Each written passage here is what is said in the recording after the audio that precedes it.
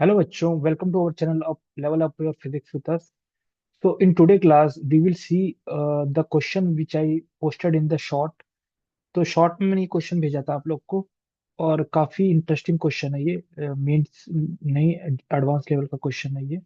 तो देखते हैं क्या है इसका आंसर।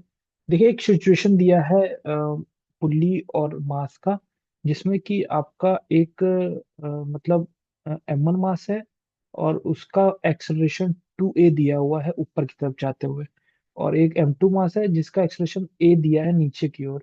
तो मैं मान लेता हूँ कि M1 ऊपर जा रहा है, M2 नीचे जा रहा है। अब देखते हैं कोई क्वेश्चन में क्या पूछ रहा है।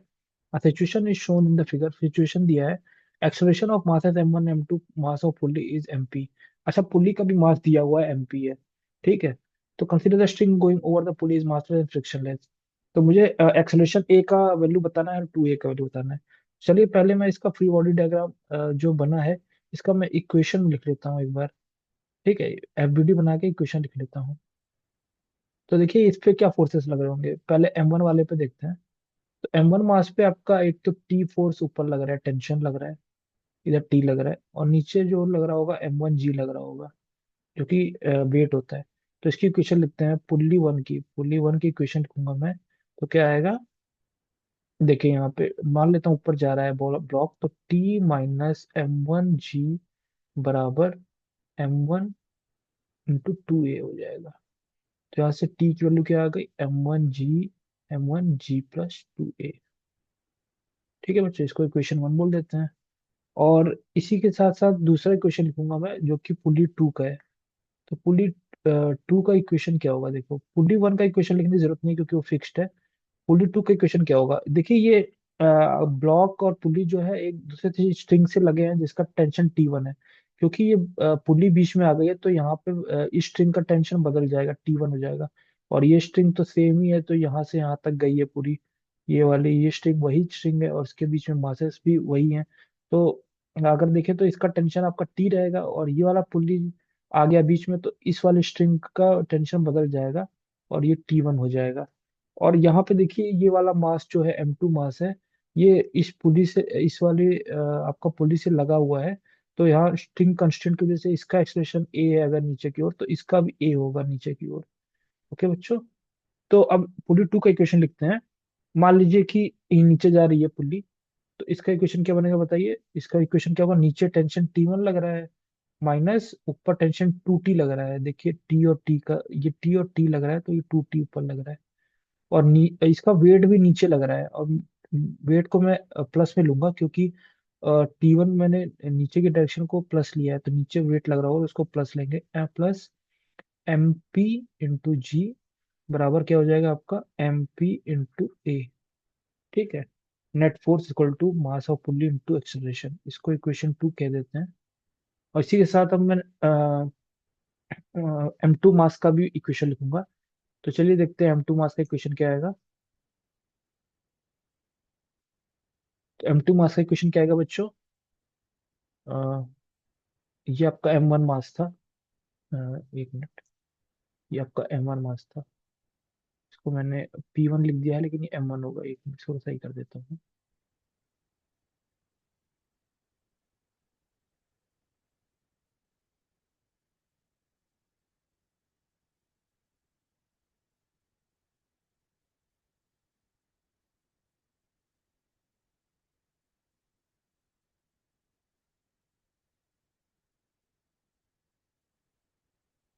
ठीक, अब M2 मास का हम इक्वेशन लिखेंगे। M2 मास का इक्वेशन क्या होगा बच्चों बताइए। देखिए M2 मास का इक्वेशन क्या बनेगा यहाँ से। M2 मास पे हमारे क्या फोर्सेस लग रहे हैं, नीचे जा रहा है तो M2G लगेगा, माइनस एक टेंशन ऊपर लग रहा है जो कि T1 के बराबर है। इसके वेट इंटू एक्सेलरेशन लगेगा, मतलब मास इंटू एक्सेलरेशन, तो M2A के बराबर हो जाएगा। ओके बच्चों, तो ये इक्वेशन में मान लेता हूँ यहाँ से T1 की वैल्यू क्या आएगी, देखिए M2G - A। ये इक्वेशन थर्ड हो गई आपकी। ठीक है, ओके। तो अब मैं इक्वेशन थर्ड और इक्वेशन 1 को इक्वेशन 2 में पुट करूंगा। यहाँ पे T1 की जगह मैं इक्वेशन 2 में ये रखूंगा M2G - A, M2G - A plus अब माइनस 2 इंटू 10, टी की जगह मैं रखूंगा पहली वाली इक्वेशन की वैल्यू। तो m1 इंटू g+2a है, m1 इंटू g+2a।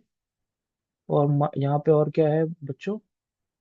ये आपका हो गया, हाँ, प्लस एम पी जी है। सेकंड इक्वेशन बता रहा हूँ, M P G equal to M P A के बराबर है आपका। ठीक है। अब यहाँ से आप एक्सलेशन के टर्म्स को अलग कर लीजिए और बाकी टर्म्स को अलग कर लीजिए और ए की वैल्यू निकाल लीजिए, वहां से आंसर आ जाएगा। ठीक है, ये आपका देखिए यहाँ पे m2g बचेगा इस साइड। और क्या बचेगा देखिए, -2m1g बचेगा। और प्लस एम पी जी बचेगा आपका। और इस साइड क्या बचेगा देखिए, M P plus 4m1 plus m2 into A बचेगा आपका। देख लीजिएगा कैलकुलेशन, यही आएगा।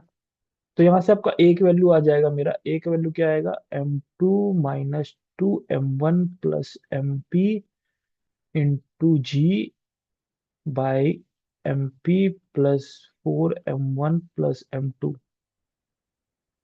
ठीक है, ये आपका आ गया बच्चों आंसर एक्सेलरेशन का, जो कि m2 मास का होगा। तो यहाँ से आप m1 मास का भी एक्सेलरेशन निकाल लेंगे, जो कि 2a के बराबर होगा।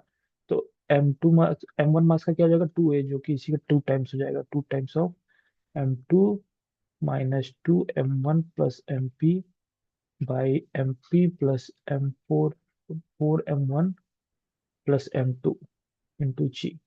तो ये आपका आंसर हो गया बेटा, दो दो क्वेश्चन, दो दो पार्ट्स का। एक का 2a आंसर है, एक का ए आंसर है, तो ये वैल्यूज होंगी आपकी। तो आई होप कि यह क्वेश्चन आप लोग को अच्छा लगा होगा और समझ में आया होगा। ऐसे ही और भी अच्छे क्वेश्चंस के लिए आप चैनल सब्सक्राइब कर लीजिए और बेल आइकन प्रेस कर दीजिए, ताकि आपको नोटिफिकेशन आता रहे अच्छे अच्छे क्वेश्चंस का। और भी कोई अगर टॉपिक आप लोग का डाउट होगा तो मैं वो भी पढ़ा दूंगा आप लोग को अच्छे से। और कमेंट में आप लिख सकते हैं जो भी आपको डाउट हो या फिर जो भी टॉपिक आप लोग को पढ़ना हो। तो आज के सेशन में बेटा इतना ही रहेगा। आगे के सेशंस के लिए बने रहेगा चैनल से। तब तक के लिए take care and good bye.